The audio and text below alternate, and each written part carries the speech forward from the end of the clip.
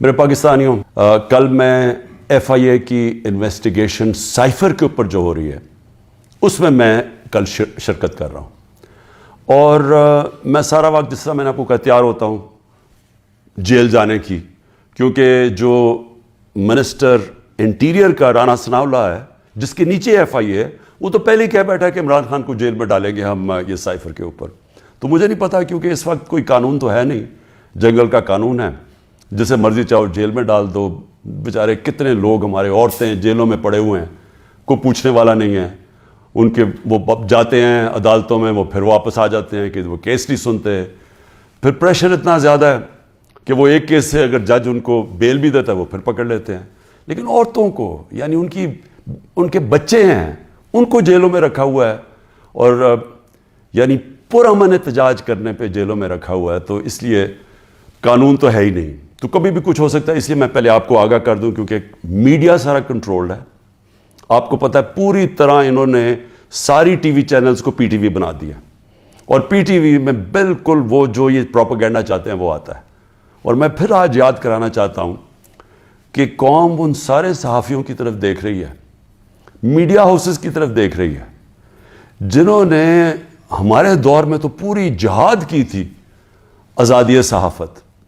اور اتنی سی بات ہوتی تھی، گالیاں بھی ہمیں پڑ رہی ہوتی تھی، اور ہمیں کہہ رہے تھے کہ ہم میڈیا کے اوپر کوئی بڑی سختی کر رہے ہیں۔ تو ذرا موازنہ کریں، تھوڑے دیر قوم تو کر ہی رہی ہے کہ آپ کی یہ وقت تو گزر جائے گا،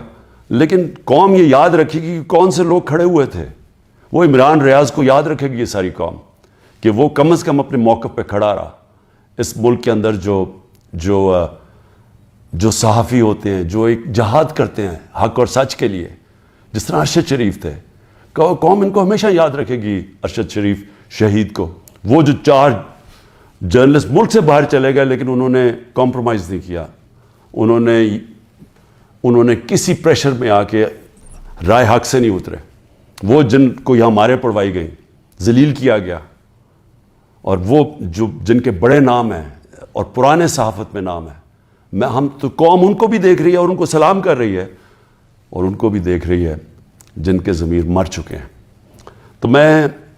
ایف آئی اے کا ذرا آپ کو سمجھا دوں کہ یہ کیس ہے کیا۔ نہ تو ابھی تک مجھے کوئی کویسچنر ملا ہے کہ یہ میرے سے کیا پوچھنا چاہتے ہیں، تو میری کوئی تیاری نہیں ہے۔ لکھا یہ ہوا ہے کہ جی اپنے ساتھ ڈاکیومنٹس لے کے آئیں۔ مجھے یہی نہیں پتا کہ آپ نے پوچھنا کیا، تو ڈاکیومنٹس میں کیا لے کے آؤں؟ اور پھر سے میں یہ کہہ دوں کہ آپ کے انٹیریئر منسٹر تو فیصلہ کر بیٹھا ہے، وہ تو جج جوری ایکسیکیوشن ہے کہ جیل میں ڈال لیں اس کو۔ تو آپ کے لیے ایشو ہے کیا؟ سائفر، پھر سے میں آپ کو یاد کرا دوں، سائفر ہوتا کیا ہے؟ ایک خفیہ جو کمیونیکیشن ہوتی ہے، خفیہ جو پیغام بھیجا جاتا ہے، پاکستان کے ایمبیسڈرز جو فورن آفس کو پیغام بھیجتے ہیں، وہ ایک خفیہ کوڈ کے مطابق بھیجتے ہیں، اس کو سائفر کہتے ہیں۔ تو وہ جو سائفر ہوتا ہے، یہ بڑا ضروری ہے آپ نے سمجھنا، وہ واقعی اس کو سیکرٹ رکھنا، اس کو خفیہ رکھنا بہت ضروری ہے، کیونکہ ایک دفعہ وہ کوڈ دنیا کو پتہ چل جائے تو سارے جتنے بھی آپ کے ایمبیسڈرز خفیہ میسیجز بھیج رہے ہوتے ہیں فورن آفس باہر کی دنیا سے، وہ سارے پبلک ہو جائیں گے، جس طرح وکی لیکس کے اندر پبلک ہو گئے تھے۔ یاد رکھیں، وکی لیکس میں امریکن ایمبیسڈرز جو ڈاکیومنٹس بھیجتے تھے، جو کمیونیکیشن بھیجتے تھے اپنے اسٹیٹ ڈپارٹمنٹ کو، وہ سارے پبلک ہو گئے تھے، اور اس میں کئی انکشاف ہوئے، جس میں دیکھنے والا جو پاکستان کے اندر ہمارے سیاستدان وہ کیا باتیں کر رہے تھے ایمبیسڈر سے، وہ بھی دیکھنے والے ہیں کہ کتنے دوگلے تھے۔ اور انہوں نے، میں یہ اللہ کا شکر ہے میں یہ کہتا ہوں، انہوں نے کہا کہ ایک آدمی ہے جو ہمارے سے بات کرتا ہے، وہ پبلک سے کرتا ہے۔ باقی انہوں نے کہا باقی جتنے پولیٹیشین ہیں وہ ہمیں کچھ کہتے ہیں، پبلک میں جا کے کچھ کہتے ہیں۔ بہرحال تو وہ سائفر کو سیکرٹ رکھنا بڑا اہم ہے۔ تو کیا عمران خان نے وہ جو سائفر جو کوڈ تھی اس کو پبلک کیا؟ اب یہ آپ سمجھ جائیں کہ جو سائفر آتا ہے فورن آفس کے اندر، وہ کبھی کسی کے پاس نہیں جاتا، وہ صرف فورن آفس میں رہتا ہے، وہ چوری نہیں ہو سکتا، وہ فورن آفس میں پڑا ہوتا ہے۔ جو ہمارے پاس آتا ہے، اور جس میں prime minister, president, army chief, I S I کا چیف، اور پھر ایک جاتا ہے اس کا جو جاتا ہے کیبنٹ سیکرٹری کے پاس، یہ یاد رکھیں کہ یہ وہ سائفر نہیں جاتا، یہ سائفر کا جو مفہوم ہوتا ہے وہ اپنے لفظوں میں لکھ کے ہمارے پاس پہنچتا ہے. تو سائفر فورن آفس میں رہتا ہے, وہ کبھی وہ نہ چوری ہوا ہے, نہ وہ اور کوئی دیکھ سکتا ہے, نہ پرائم منسٹر, ہم کوئی نہیں دیکھ سکتے, کیونکہ یہ سائبر سیکیورٹی کا قانون ہے جو کہ کیبنٹ ڈویژن بتاتی ہے ان کو, فورن آفس کو. تو پہلے تو یہ سائٹ پہ کر دیں کہ سائفر کا جو کوڈ تھا وہ کبھی بھی پبلک نہیں ہوا,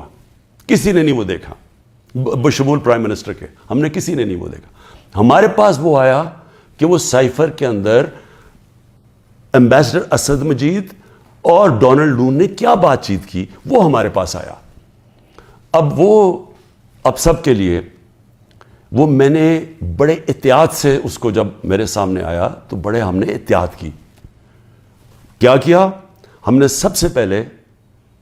اس کو فیصلہ کیا آپس میں کہ ہم یہ پبلک نہیں, ابھی اس کے اوپر بات نہیں کریں گے, کیونکہ OIC کی کانفرنس تھی پاکستان میں 22 اور 23 مارچ کو, تو سائفر آ چکا تھا 6 مارچ کا. ہم نے اس کانفرنس کی وجہ سے ہم چپ کر کے بیٹھے رہے کہ کیونکہ باہر سے منسٹر آ رہے ہیں اور شور میں جاتا ہے اس کا, تو ہم نے کہا ملک کو نقصان پہنچے گا.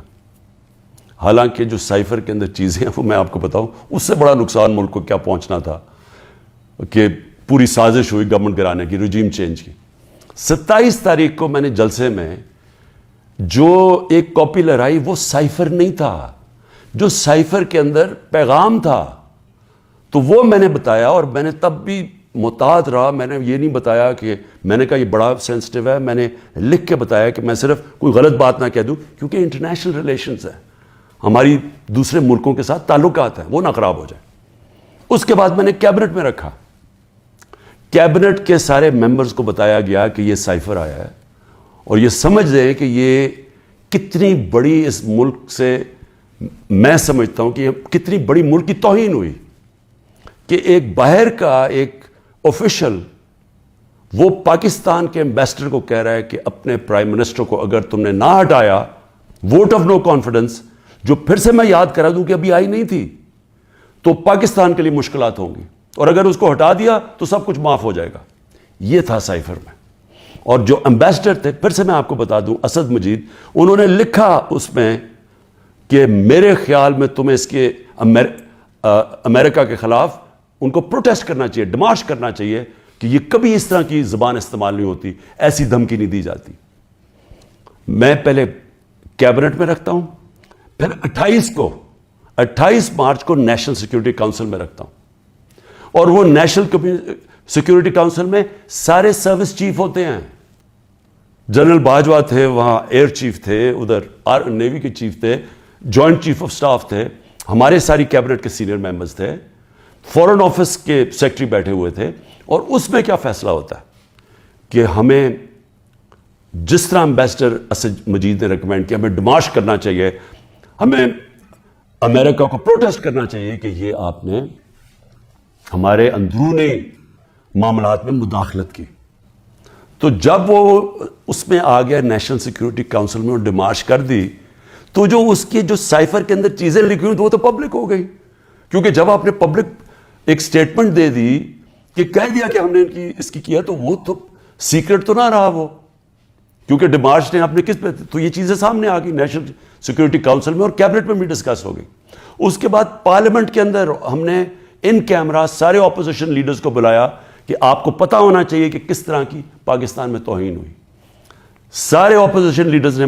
منع کر دیا جانے کا, کیونکہ یہ سارے حصہ تھے اس سازش کے. میں کوشش کر رہا ہوں کہ سارے ملک کو بتاؤ کہ قوم کی کتنی توہین ہوئی ہے, یہ منع کر دیتے.